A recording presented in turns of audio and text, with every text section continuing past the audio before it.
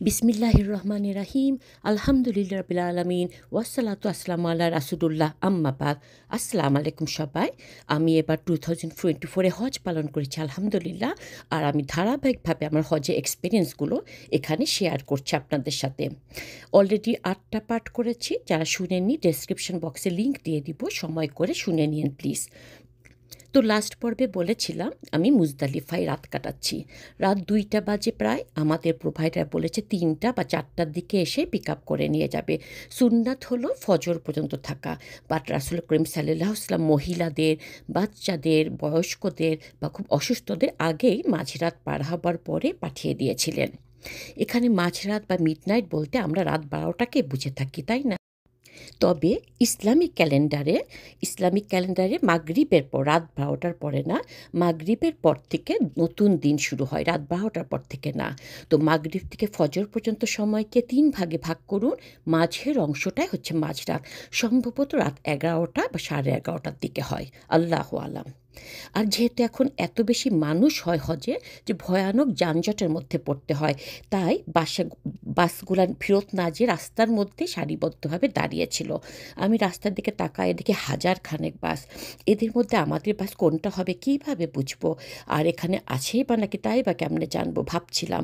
যদিও লাইট আছে, বাট যেখানে বাসগুলো দাঁড়ানো সেখানে অত আলো ছিল না।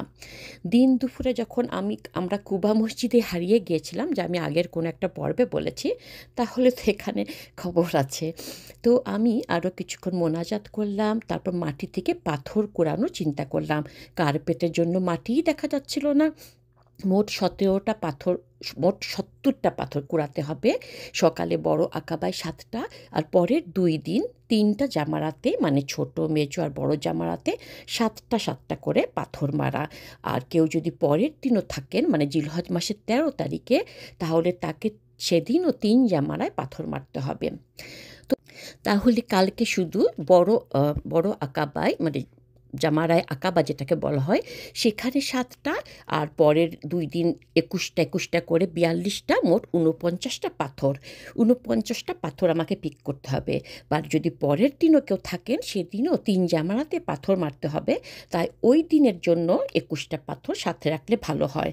আর যদি 13 তারিখে মাগরিবের আগে মিনা থেকে কেউ চলে যান, তাহলে আর এই দিনটা পাথর মারতে হবে না জামারাতে। তো আবার হাত থেকেও পাথর পড়ে যেতে পারে, তাই মাটি থেকে কুড়িয়ে নিয়ে পাথর মারা আলেমদের মতে উচিত নয়।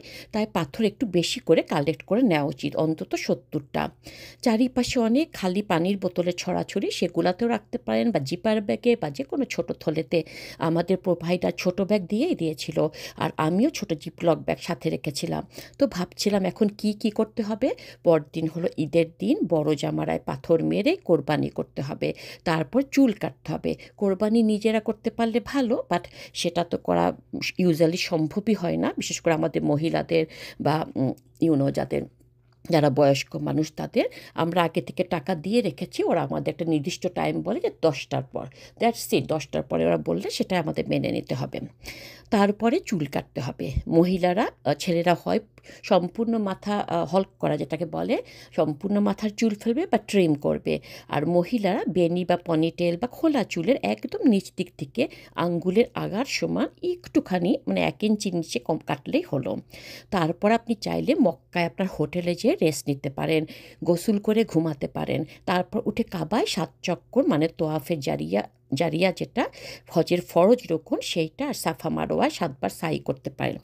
অথবা আগে আপনি তোয়াফে জারিয়া করে সাই করে তারপর হোটেলে যে রেস্ট নিতে পারেন, কারণ এই তোয়াফ সেদিনই না করে পরের 2 দিনেও করা জায়েজ আছে।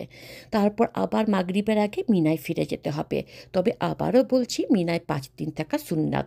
ভিড়ের কারণে আজকাল সবাই 4 দিন থেকে চলে যায়। এই সেই মুজদালিফা, কত নাম শুনেছি, ইউটিউবে কত ভিডিও দেখেছি। আজ আমি নিজে সেই জায়গায়, কেমন স্বপ্নের মতো লাগছিল। এসবই ভাবছিলাম। বাসায় বাচ্চাদের রেখে এসেছি, জানি তারা আরাফার রোজা রেখেছে।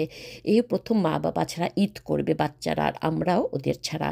আমাদের মানে এখন আমরা যারা হজ করছি, আমাদের জন্য ঈদের কোনো নামাজ নেই। তবে বাকি সারা জাহানের মুসলমানদের জন্য ঈদের 2 রাকাত নামাজ পড়া ওয়াজিব বা মতান্তরে সুন্নাতে মুআক্কাদা। করলাম। তো বারবার স্বামীর কপালে হাত দিয়ে দেখছি কী অবস্থা, দেখলাম আরও জ্বর বেড়েছে, প্রচণ্ড জ্বর হয়েছে। ভাবলাম কিছুক্ষণ পর যখন উঠবে তখন আমি তাকে জ্বরের মেডিসিন খেতে বলবো। তারপর তারপর কি হলো তা বলার আগে একটা ইম্পর্টেন্ট কথা বলতে চাই, প্লিজ মনোযোগ দিয়ে শুনুন। হজে যে আপনার যা অবস্থা হয়েছে, আপনি যে সিচুয়েশনে পড়েছিলেন, আমারও হুবহু তাই হবে, এমনটা ভাবার কোনো কোনো উচিত নয়। একইভাবে হজে যে আমার যে অবস্থা হয়েছে, আপনাদেরও যে হুবহু সেটাই হবে, এমনটাও ভাবার কিছু নেই। আল্লাহ আমাদের ভাগ্যে লিখে রেখেছেন কপালে ভালো মন্দ কী ঘটবে, সেগুলো আল্লাহ পৃথিবীর সৃষ্টির 50,000 বছর আগেই লৌহে মাহফুজে লিখে রেখেছেন। তাই কখনোই আমার অভিজ্ঞতা শুনে বা অন্য কারো হজে যে খারাপ কিছু ঘটেছে শুনলে ভয় পেয়ে যাবেন না প্লিজ। এটা বলার কারণ আছে, তা আমি একটু পরেই বলবো। হজে যাবার আগে আমি আমার ফ্যামিলি ফিজিশিয়ানের কাছে গিয়েছিলাম চেক আপ করাতে। উনি আমাকে কাশি, মানে নর্মাল কাশির ওষুধ না, যদি বেশি কাশি হয়ে যায় অ্যান্টিবায়োটিক, ডায়রিয়া ইত্যাদি মেডিসিন সব লিখে দিয়েছিলেন আলহামদুলিল্লাহ। তো জিজ্ঞেস করেছিলাম যে হিট এক্সজস্ট হলে কী সিমটম হয়। ডক্টর আমাকে বলেছে তুমি বুঝতে পারবা সহজেই, কারণ তোমার দরদর করে ঘাম হবে, মাথা ঘুরতে পারে, হাত পা কাঁপতে পারে, বুক ধড়ফড় করতে পারে, বমি হতে পারে, বা অজ্ঞান হয়ে যেতে পারো, বা প্রেশার আপ ডাউন করতে পারে। এগুলির কয়েকটি বা সবগুলাই হতে পারে, যা আমি গত কয়েকদিন ধরে মদিনায় আর এখানে ফিল করছিলাম। বমিও হচ্ছিল কয়েকবার করে। তারপর জিজ্ঞেস করেছিলাম আর হিট স্ট্রোক হলে? ডক্টর বলেছিল হিট স্ট্রোক হলে তুমি জানতে পারবা না, তোমার স্বামী বা আশেপাশে যারা থাকে তারা জানতে পারবে। জিজ্ঞেস করেছিলাম এর মানে কি? ডক্টর বলেছিল হিট স্ট্রোক হলে কনফিউশন হতে পারে, হেলুসিয়েশন হতে পারে, মানে চোখের সামনে উল্টাপাল্টা কিছু দেখা যা সত্যি নয় তাই দেখা বা ভাবা। শরীরে টেম্পারেচার অনেক বেড়ে যেতে পারে, ব্লাড প্রেশার লো হয়ে যেতে পারে, সারা শরীরে খিঁচুনি হতে পারে, হার্টবিট অনেক বেড়ে যেতে পারে, বমি হওয়া, অজ্ঞান হওয়া, থ্রবিং হেডেক, মানে প্রচণ্ড হেডেক হওয়া, প্রচণ্ড ডিজি ফিল করা, এগুলা কারো কারো কয়েক ঘন্টা বা কয়েকদিনও থাকে, এমনকি কয়েক সপ্তাহ হতে পারে ঠিক হতে। আরও খারাপ হলো মেমোরি না থাকা বা অজ্ঞান হয়ে যাওয়া। তো সম্ভবত রাত 3টার পর আমার হিট স্ট্রোক হলো। খুবই দুঃখজনক, তবে এর ওসিলা আল্লাহ আমার গুনাহ মাফ করবেন বলে আমি আশা রাখি। আমার তারপরে আর কিছু মনে নেই, যেহেতু আমার স্বামী ঘুমাচ্ছিল, জ্বরে বেহুশও বলতে পারেন, সেও বলতে পারে না পরের কয়েক ঘন্টার কথা। ওই যে বললাম, সব সাদা সাদা সাদা সাদা এহরামের কাপড় পরা সব মানুষটা আমার চারিপাশ দিয়ে যাচ্ছে আসছে মাথার উপর দিয়ে, আমার মাথার ভিতর বো বো করছিল। তো এই করতে করতে ওটা বাড়তেই থাকলো। হঠাৎ মনে হলো সবাই উঠে দাঁড়িয়েছে। একবার মনে হলো সবাই আমার চারিপাশে গোল হয়ে দাঁড়ায় নামাজ পড়ছে। আরও পিকুলিয়ার কিছু উল্টাপাল্টা কথা মাথায় আসছিল বা চোখে দেখছিলাম, আসলে ওগুলা কিছু সত্যি নয়। আমার তখন হেলুসিয়েশন হচ্ছিল। আমার বর উঠে দেখে আমি নাই, আমার টুলও নাই। বাচ্চারা বাসায় আরাফার রোজা খুলে ইফতার করতে বসেছিল, যখন তাদের বাবা ফোন দিয়ে বলল তোমার মাকে খুঁজে পাচ্ছি না। বাসার সবাই খুবই আপসেট হয়ে গেল, চিন্তিত হয়ে গেল, কারণ আমি মুজদালিফায় ঢুকে ওদের ভিডিও করে সেন্ড করেছিলাম যে একটা পা ফেলার জায়গা নাই, যখন বাথরুমের সামনে দাঁড়ানো ছিলাম। সেটা দেখে তারা আরও আতঙ্কিত হয়েছিল, যেহেতু জানে মা গরমে অজ্ঞান হয়ে যায়।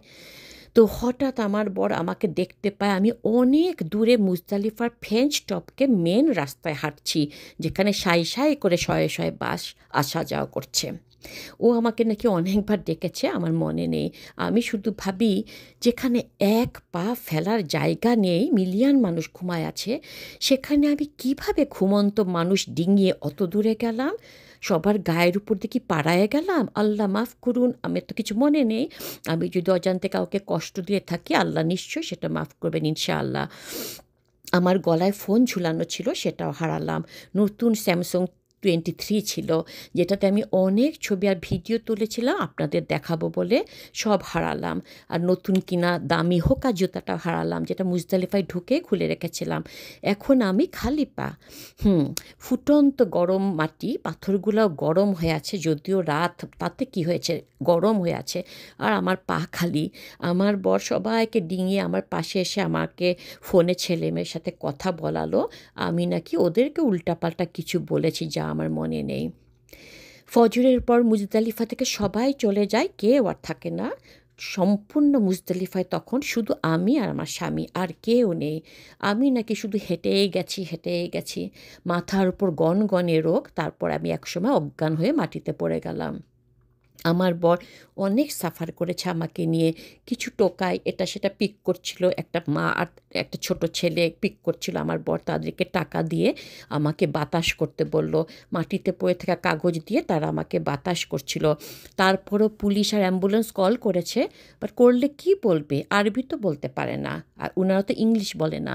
সেই যে রুমমেট মিশরি ভদ্রলোক আমির ভাই, উনাকে বলল, উনি অ্যাম্বুলেন্স কল করলেন, উনি আরবি পারেন যেহেতু। আমাদের প্রোভাইডারকে গ্রুপে উনি জানালেন যে একজন হেল্প চায়, তার বউ অজ্ঞান হয়ে পড়ে আছে। প্রোভাইডারের পক্ষ থেকে কোনো হেল্প এক্ষেত্রে আসেনি, তারা কেউ উত্তর পর্যন্ত দেয়নি। এটাই আমার প্রোভাইডারে একটা বড় ফল্ট আমি বলতে পারি। তারা কিন্তু ফোনে কল দিলে সাথে সাথে ধরবে কথা ছিল, যে কোনো বিপদ আপদে তাদের জানাতে বলা ছিল, কিন্তু তারপরও এতবার ফোন করার পরও, এতবার টেক্সট দেওয়ার পরও তারা ধরেনি। আমার ছেলেমেয়ে পাগলের মতো বাপকে একবার কল দেয়, আমির ভাইকে একবার কল দেয়। অবশেষে একটা অ্যাম্বুলেন্স এলো, ফেঞ্চের ওই পাশ দিয়ে আরবিতে কিছু বলল যা আমার বর বুঝতে পারেনি। তারা একটা বরফের প্যাকেট ছুঁড়ে দিয়ে চলে গেল। অর্থাৎ ওরা আমাকে নিবে না, কারণ আমার চাইতো আরও অনেক সিরিয়াস রুগী আছেন, তাদেরকে প্রায়োরিটি দিবে আর কি। আমার বর নাকি আতঙ্কে খুবই কান্নার অবস্থা, যে কি করবে আমাকে নিয়ে, কীভাবে হাসপাতালে নিবে। তার মাথা খারাপ হয়ে যাচ্ছিল, খুব গিল্টি ফিল করছিল যে যদি আমি মারা যাই সারা জীবন গিল্টি ফিল করবে যে আমাকে হাসপাতালে নিতে পারিনি। ছেলে মেয়ে নাকি বলেছে, আব্বু আম্মুকে না নিয়ে আসবা না। তারপর আমার ছেলে মক্কায় কীভাবে, এইখানে বাসায় আমার ছেলে মক্কায় কিভাবে যাবে, আমাকে কিভাবে খুঁজবে, সেগুলো অনলাইনে খোঁজাখুঁজি শুরু করেছে। বুঝতে পারছিল না কি করবে। আমার বর তার গায়ের এহরামের কাপড় খুলে, উপরের চাদরটা খুলে ওটা দিয়ে আমাকে ঢেকে দেয়, মানে ওর উপরের অংশটা খোলা ছিল। পরে রোদে পুড়ে লাল লাল ছোপ ছোপ হয়ে গেছিল। ও নিজের এবং আমার ব্যাগটাও ক্যারি করছিল। ব্যাগ থেকে একটা ছাতা বার করে আমার মাথার উপর রাখে, আর অ্যাম্বুলেন্স যে আইস প্যাক ছুঁড়ে দিয়েছিল সেটা আমার মাথার উপর দিয়ে রেখেছিল। সে কয়েকটা ছবি তুলেছিল, সেগুলো না দেখলে হয়তো আমিও বিলিভ করতাম না। কিভাবে বিরাট মুজদালিফা, যেখানে হাজার হাজার মানুষ থাকে, আর পানির বোতল এটা সেটা হাজার হাজার পড়ে রয়েছে, কাগজপত্র খাবার দাবার ছড়ানো, সেখানে আমি বেহুশ হয়ে পড়ে আছি। ছবিগুলো না দেখলে আমি সত্যি বিলিভ করতাম না। ছবিগুলো থেকে বাচ্চারা অলমোস্ট কেঁদেছে। তারপর অনেক দূরে মানুষেরা ক্লিন আপ শুরু করেছে, কার্পেট গোটানো শুরু করেছে। আমার বর অনেক দূরে যেয়ে দেখে তাদের কয়েকজন বাংলাদেশি, তারা আমার বরকে কোথায় বরফ পাওয়া যাবে তা দেখিয়ে দিল। অনেক দূর থেকে সে বরফ নিয়ে এলো। এর মধ্যে আমি মাটিতে অজ্ঞান হয়ে পড়ে আছি, প্রায় 6 ঘন্টা হয়েছে। 6 ঘন্টা আমির ভাই সমানে ট্রাই করে গেছে। আল্লাহ ওনাদেরকে উত্তম প্রতিদান প্রদান করুন, আমিন সুম্মা আমিন। অবশেষে 6 ঘন্টা পর একটা অ্যাম্বুলেন্স এলো। ওই যে দেশি ভাইয়েরা, তারা কয়েকজন আর আমার বর আমাকে মিলে ধরে ধরে ফ্রেঞ্চের অপর পাশে যেহেতু অ্যাম্বুলেন্স দাঁড়ানো ছিল, তারা আমাকে অ্যাম্বুলেন্সে তুলে দিল। আমার বর বলেছে আমি নাকি তাদেরকে জাযাকাল্লাহু খাইরান, আল্লাহ আপনাদের অনেক মঙ্গল করুন, এরকম কিছু বলেছি। তার মানে কিছুক্ষণ হয়তো আমার জ্ঞান এসেছিলো, বাট যদিও আমার কিছুই মনে নেই। অ্যাম্বুলেন্স আমাকে হাসপাতালে নিয়ে গেল, কই গেল, কয়তলায় গেল, কোন রুমে গেল, কিচ্ছু তারা জানায়নি। আমার বর খুঁজতে গেছিলো, মহিলাদের রুমে ঢোকা নিষেধ, তাই তারা তাকে ঢুকতে দেয়নি। বেচারা হাসপাতালে সিঁড়ির উপর কয়েক ঘন্টা বসেছিল। ফাইনালি হিট স্ট্রোক ডিপার্টমেন্টের হেড যিনি, উনি ওখান দিয়ে যাচ্ছিলেন। আমার বরকে দেখে জিজ্ঞেস করলেন ইংলিশে কি হয়েছে। আমার বর সব খুলে বলল। আমার আইডি বরের কাছে ছিল। ভদ্রলোকের নাম ডক্টর আলী। উনি ওনার ট্যাবলেটে চেক করে বললেন আমি 6 তলায় আছি। তখন আমার স্বামীকে নিয়ে গেল, তখন আমি তখনও অজ্ঞান। ডক্টর আলী বলল আমার বরকে, আপনি রেস্ট নেন, চিন্তা করবে না, ঠিক হয়ে যাবে। আর যদি জ্ঞান না ফিরে বা ফিরলেও মেমোরি না থাকে, তাহলে হাসপাতালে আমাকে রাখবে, আর হজ শেষ হলে একেবারে প্লেনে তুলে দিবে। এটাই নিয়ম। উনি তখন 3 তলায় বিরাট ক্যাফেটেরিয়াতে বসে খাবার কিছু খাওয়া দাওয়া করলো, হাত মুখ ধুয়ে। 24 ঘন্টা পর খেলো বেচারা। বিল পে করতে গিয়ে জানলো সব খাবার ফ্রি হাজিদের জন্য, যে কোনো হাজিদের জন্য, মাশাআল্লাহ। বর হাত মুখ ধুয়ে ভালো মতো পেট ভরে খেলো। ডক্টর আলী ওকে এহরামে একটা কাপড় এনে দিলেন। আল্লাহ উনাকে উত্তম প্রতিদান প্রদান করুক, আমিন। এদিকে সন্ধে ৮টা বা ৯টা বাজে আমার হঠাৎ জ্ঞান ফিরল। আমি সম্পূর্ণ হতবাক। আমার হাতে একটা মহিলা ডক্টর ইঞ্জেকশন দিচ্ছে, আইভি স্যালাইন চলছে। হায় আমার আল্লাহ, আমি কই? আমি আতঙ্কে একদম ছিটকে গেলাম। আমার এপাশ ওপাশ সব মহিলারা, পর্দা দিয়ে সবাইকে আলাদা ঢাকা, তারপর ডক্টর নার্সরা আসা যাওয়া করছে বলে পর্দার পাশ দিয়ে সবাইকে দেখা যাচ্ছে। ২ জন অল্প বয়সের মহিলা ডক্টর। আলহামদুলিল্লাহ, তারা ইংলিশে কথা বলল। আমি চিৎকার শুরু করলাম, আমি এখানে কেন? আমার স্বামী কই? হোয়াটস রং উইথ মি? তারা হাততালি দিয়ে সবাই খুশি হয়ে চিল্লে বলল, আলহামদুলিল্লাহ, শি ইজ ওয়েক, ইয়ে আলহামদুলিল্লাহ, don't worry, everything is okay, you had hit a stroke and you are very dehydrated, now you are okay, you can leave very soon, ইত্যাদি ইত্যাদি। কী যে খুশি সবাই! পরে দেখেছি যে প্রতিটা রোগীর বেলায় তারা এটা করছিল। সুবহানাল্লাহ! আমার ফোন খুঁজে পেলাম না, চশমাও না। আমার তখন মাথার মধ্যে ঘুরছে, হে আল্লাহ, আমার হজ ফিনিশ করতে পারলাম না। আমার মনে হচ্ছিল আমি কয়েকদিন যাবৎ এখানে পড়ে আছি। আসলে কিন্তু তা নয়। ২টা বাংলাদেশের মেয়ে ছিল, অল্প বয়সের, রহিমা আর পান্না। তারা ওখানে ক্লিনারের কাজ করে। রহিমা আমাকে বড় বোন, আপনি আমার বড় বোন, এই নেন আমার ফোন ইউজ করেন, কন্টিনিউ আমাকে এটা সেটা এনে দিচ্ছিল, মাথায় হাত বোলাই দিচ্ছিল। তার হাতে নতুন লেটেস্ট মডেলের ফোন, বাট তার ফোন দিয়ে সরাসরি কল করা যায় না। সে নিজেও জানে না কিভাবে করতে হয়, যেহেতু নতুন ফোন। তখন একজন ডক্টর, পরে জেনেছি সে ১ বছর নিউ জার্সিতে এসেছিল, সে আমাকে তার ফোন দিয়ে বলল কল করতে। আমি আতঙ্কে দেখে আমার স্বামীর ফোন নাম্বার আমি ভুলে গেছি। তো ভাগ্যিস ছেলেরটা মনে ছিল, সরাসরি ওকে করলাম। ছেলের গলা শুনে আমি হাউ-মাউ করে কেঁদে উঠলাম, বাবা আমি হাসপাতালে, তোমার আব্বু কই? আমার গলা শুনে ছেলের জানে পানি এলো। খুব ঠান্ডাভাবে বলল, মা don't worry, I know, we all know, আব্বু is fine, he knows where are you, he has your eye glasses and bag, ID. তারপর আমি দুঃখে কাঁদলাম, বাবা আমার হজ পুরা করতে পারলাম না, আমি কয়দিন ধরে এখানে আছি তুমি জানো? ছেলে বলল, না মা, তুমি তো কাল রাতে মুজদালিফায় ছিলা, এখনও হজ ৩ দিন আছে। আমার বুকের উপর থেকে একটা বড় পাথর যেন নেমে গেল। আলহামদুলিল্লাহ, আমি আরাফার ময়দানে ছিলাম, যেটা হজের ফরজ রুকুন। মুজদালিফাতেও রাতে ছিলাম। সকালে বড় আকাবায় 7টা পাথর মারাটা মিস করেছি। আমার ছেলে বলল, মা আমি এক্ষুনি অনলাইনে তোমাদের কাফফারা দিয়ে দিচ্ছি, ২ জনের জন্য ২টা দুম্বা, তুমি একদম চিন্তা করবা না। মেয়েদের সাথেও কথা বললাম, তারা ২৪ ঘন্টা ফোনের কাছে বসা, খাওয়া দাওয়া বাদ দিয়ে। ফোন রাখার পর নামাজের হিসাব করলাম, অজ্ঞান অবস্থায় তো নামাজ মাফ, তাহলে আমি এখন মাগরিব আর ইশা পড়তে পারি। বাথরুমে যেতে চাইলাম, রহিমা ধরে ধরে নিয়ে গেল। সুবহানাল্লাহ, ঝকঝকে তকতকে বিরাট বাথরুম, উন্নত সব অটোমেটিক জিনিসে ভরা। আমার নিজের বাসার বাথরুমের চাইতেও অনেক সুন্দর। মনে আছে গত পর্বে বলেছিলাম আরাফার ময়দানে কয়েকবার বাথরুম যাওয়ার চেষ্টা করেছিলাম, ফাইনালি পারলাম। ভালো মতো মুখ হাত ধুয়ে অজু করে হাসপাতালের বেডে বসে নামাজগুলা পড়লাম। তারপর দেখি অন্য পাশে একজন বয়স্ক মহিলা, তিনি কাঁদতেছেন। জিজ্ঞেস করলাম, আপনি কাঁদছেন কেন? বলল, মা আমার বরের কী অবস্থা আমি জানি না, তার ডায়াবেটিস এত হাই হয়ে গেছিলো, সে হিটের স্ট্রোক করে হাসপাতালে ছিল। আমি তার সাথে ছিলাম, এখন আবার আমি নিজেই হিটের স্ট্রোক করে হাসপাতালে নিয়ে আসছে আমাকে। এখন আমার বর জানে না আমি এখানে কিনা, আর বরকে ফোন করছি, ফোনও ধরছে না। তাকেও বলতে পারছি না হাসপাতালে ভর্তি হয়েছি, কি বলবো, কী করে বুঝতে পারছি না। জিজ্ঞেস করলাম, আপনার ছেলে মেয়ে কোথায়? বললো ভার্জিনিয়াতে থাকে, ছেলেটাকে কল দিচ্ছে বাট যাচ্ছে না। তখন আমার বর এসে রুমে ঢুকলো, কি যে শান্তি পেলাম তাকে দেখে। বেচারা প্রচণ্ড অসুস্থ হয়ে আছে দেখেই বুঝলাম, আহারে অনেক সাফার করেছে আমার জন্য। আল্লাহ তারও অনেক গুনাহ মাফ করেছেন, উত্তম প্রতিদান প্রদান করবেন ইনশাআল্লাহ, আমিন সুম্মা আমিন। আজ এই পর্যন্তই, খুব শীঘ্রই আসবো পরের পর্ব নিয়ে। সুবহানাকা আল্লাহুম্মা বিহামদিকা আশহাদু লা ইলাহা ইল্লা আনতা আস্তাগফিরুকা ওয়া আতুবু ইলাইক। যদি ভিডিওটি ভালো লাগে তাহলে শেয়ার করুন, হয়তো কারো উপকার দিবে, আপনিও সওয়াব পাবেন। And please subscribe my channel. আল্লাহ হাফেজ।